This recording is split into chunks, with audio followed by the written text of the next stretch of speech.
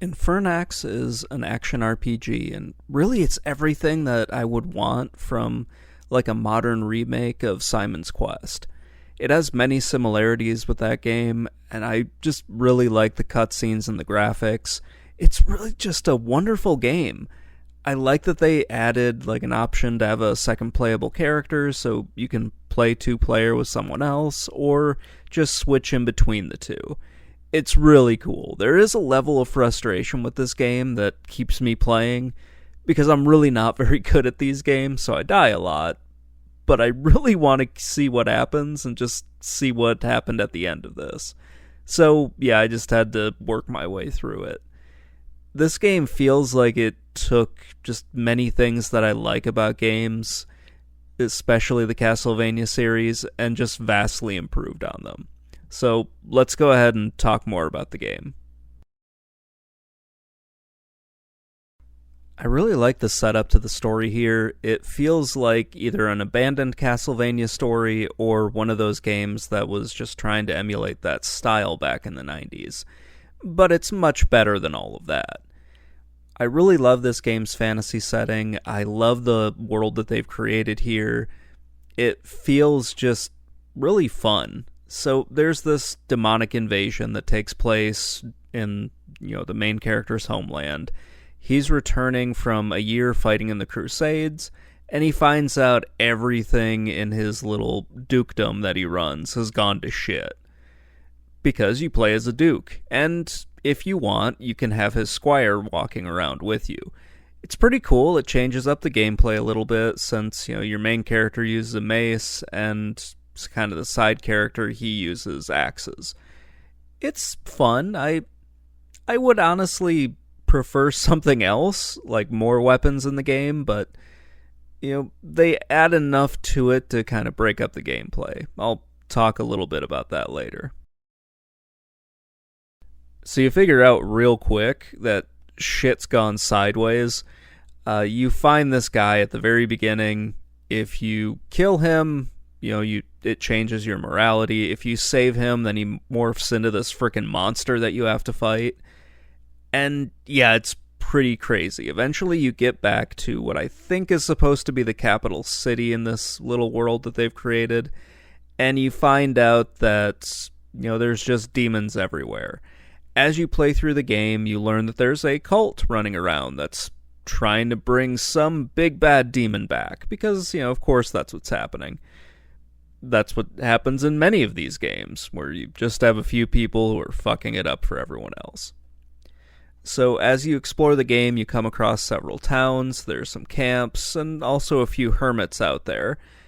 And they all have different tasks for you to perform. These are kind of the little side quests that you go on in order to raise your character's morality. If you, do all of them and you kind of be a nice person throughout the game and help people, then you can get the best ending. If you act like a total asshole and just completely ignore everybody's problems, you're going to end up with the worst ending. There are a few things that I did just to see what would happen. Like, you can torch the different towns in this. You can break a dam that floods one of the towns. You can just be a total asshole, which is probably more realistic to the whole medieval times, being a nobleman and just not giving a shit about the people, but I wanted to get the best ending, so I tried to complete all the quests and whatnot. I really like that all of this stuff is being done by some demonic cult that moved in after the Duke kind of went away. You also get the feeling that many of the other people who were supposed to be watching over the land for this Duke are in league with the cultists. One of the mayors is, and yeah, it's just really cool. I love that whole setup. So the whole goal of this is to break 5 gems. So there are 5 castles with 5 bosses. You break the gems that drop down after you defeat the boss, and that breaks the seal on the final castle. You go in there, you defeat the big bad guy, that's gonna wrap everything up. It's a really cool dark fantasy story where just everything has gone to hell, the world is really bleak, and everything is up to the main character in order to set everything right. I really like the story in this game. It's just a lot of fun.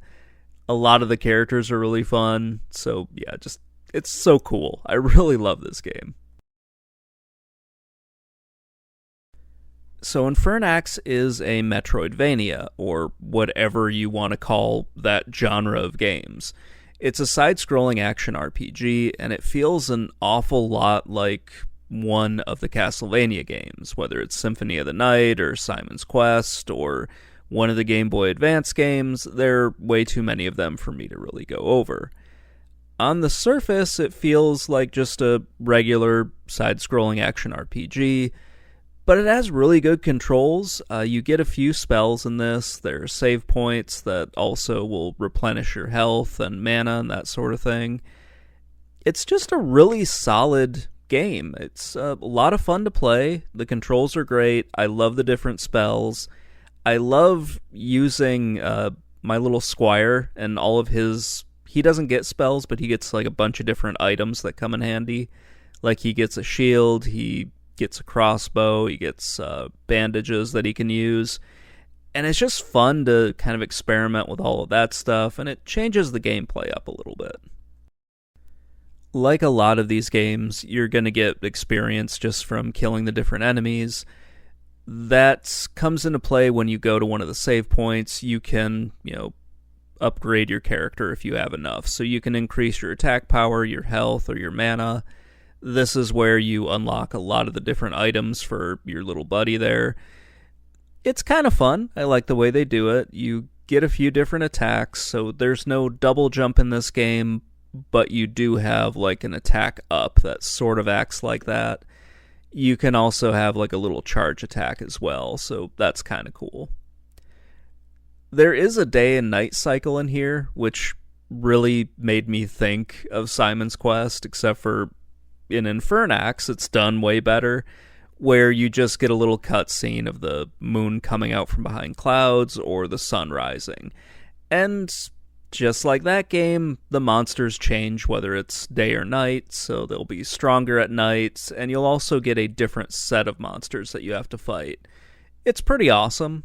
I do like that this is very gory, and some of the monsters get pretty tough, especially at the final level that you have to go through. That was a major pain in the ass, but it's not impossible to beat. There are a few spots in this game where you have to make a choice.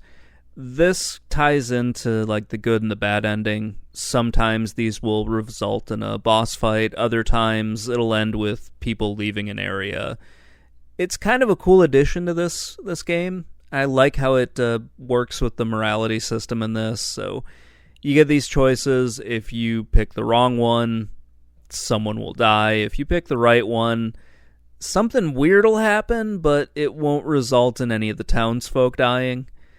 Like there's a creature in a cage one where if you try to reason with the creature, it breaks free of the cage and it kills somebody. And if you set it on fire, then it just burns for like an uncomfortable amount of time, and your characters actually comment on that, just like wondering when this thing is going to die. It's kind of a cool scene, but it's a little weird when you're watching it because you're just wondering when this thing is actually going to be over and you can move on with the game. There are other scenes that I really like with this as well. It's just kind of interesting that they did this, and I like how it ties in with the different endings. At some point I might go back and try to get the bad ending, but yeah, I don't know. That just doesn't really jive with how I want to play these games. There are a bunch of different bosses and mini-bosses in this game. You have 5 big bosses that you have to fight before you get to just the big bad guy in this. And then there are just a plethora of mini-bosses that you go through. All of these have a weak spot, and it's fairly easy to tell what that weak spot is. I think there was only one time where I was just really confused as to what the game wanted me to do, and it took a little bit of time to kind of get through all of that, but it wasn't too difficult to really figure out with most of these bosses, okay, you need to hit it in the face or hit it in the weird little glowing thing that happens to be where its heart is. It's just easy to figure out. The game does try to set you up for success as best it can, and then, the rest of it is up to you. Sometimes that's good, sometimes it's bad, but, whatever. Overall, I really like the gameplay quite a bit. This is a really fun Metroidvania, and I just love this take on a dark fantasy story. It's a fun game to explore, and I found it a little frustrating at times, but that just played into, the challenge of the game and made me really want to keep going. I love everything about the graphics in this game. It looks like the developers were really trying to create something that was close to what the NES and the Super Nintendo games looked like, but with the detail you only really get from modern pixel games. The day and night cycle looks very cool. The game goes from being just bright and colorful to really dark and threatening. It was already a dark setting, but when night falls, then, things get really creepy. It just looks very cool. The background graphics reinforce that just a lot has been going on in this land during the main character's time with the Crusades. You're going to see impaled bodies, there are ruined buildings, corpses all over the place. What I really like is that you'll encounter guards who are fighting in the countryside and also in the castles. You can save them, but you don't necessarily need to or always have a chance to get there in time.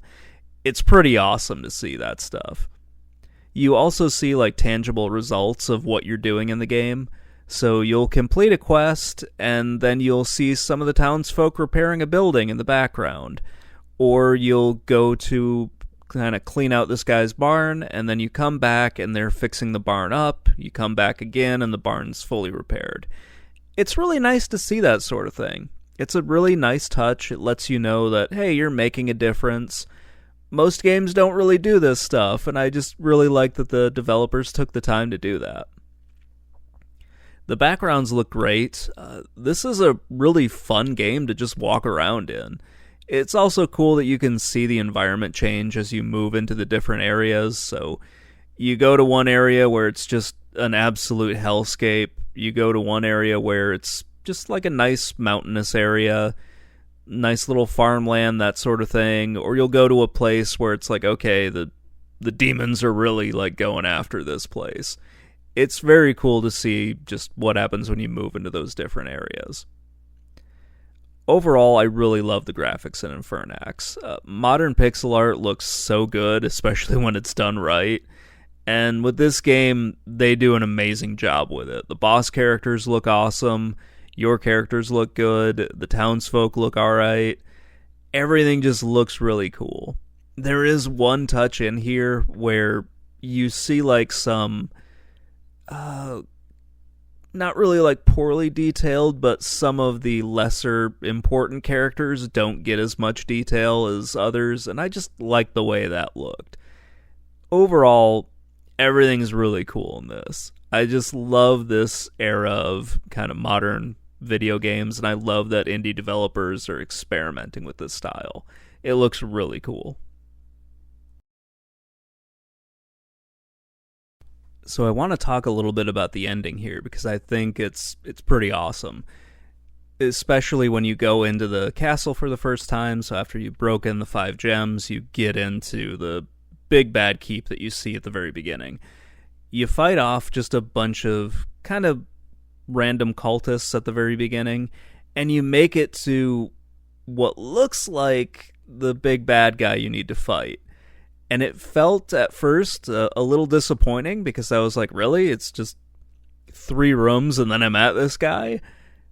But they did something awesome where just a portal shows up, a hoof or something reaches out, grabs this demon's freaking head, crushes it, and then yanks him through the portal.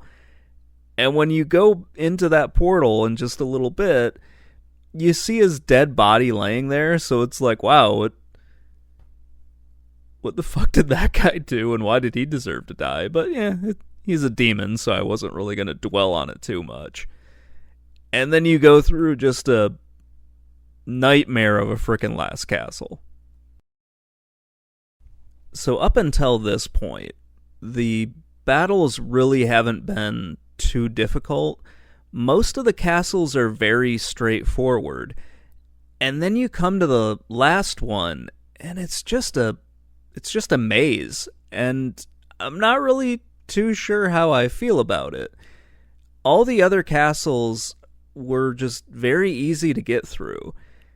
Then I came to the last one, and it's just mini boss after mini boss, and then you're fighting like two mini bosses at once, and it just felt like a huge chore to get through. And then you're rewarded with this. And I thought it was worth it. At least, I made it there, and I was feeling pretty good about it. This last battle with the final boss, it's not too hard, especially when you compare it to some of the other mini bosses that you're going up against. I don't know, it made me want to go back and try it again without my little squire, so that I had to do it with just the Duke character, because it probably would have been a lot more difficult. It was interesting to go through and just to see this whole thing. I think it looks great. I just kind of wish the ending boss was as difficult as going through that last castle there.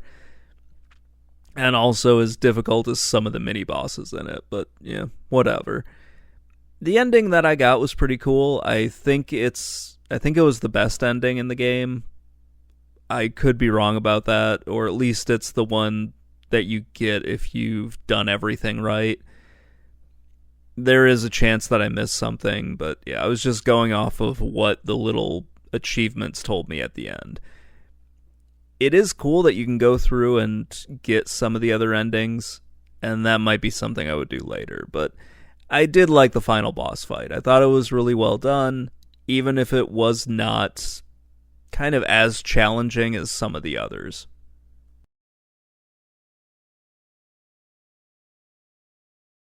So let's wrap this up. I don't normally like Metroidvania games. It's just a genre of video games that feels like I'm expected to enjoy it because I like retro games, but normally when I play them, I'm just a little bit frustrated with them because they kind of overstay their welcome more often than not. That's just my own opinion. But with Infernax, it felt a little bit different, mostly because it's a much shorter game, about, 5 to 10 hours. If you really know what you're doing, you can get it done quicker than that. But if you're like me and you take way too many breaks, then you're probably closer to 10. Who knows? Now that I actually know what I'm doing, it would probably take less time. It just felt much different from many of the other Metroidvanias I tried to play.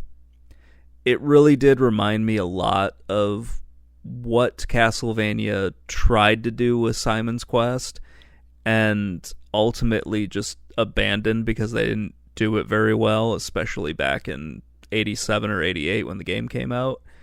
This game is just much, much better than that. And kind of stumbling across it a while ago now, I'm really late with this review, was a lot of fun. I just had so much fun with this game.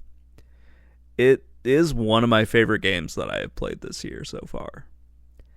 Anyway, that's going to wrap things up. Let me know what you think in the comments below, and I will talk to you all later. Bye.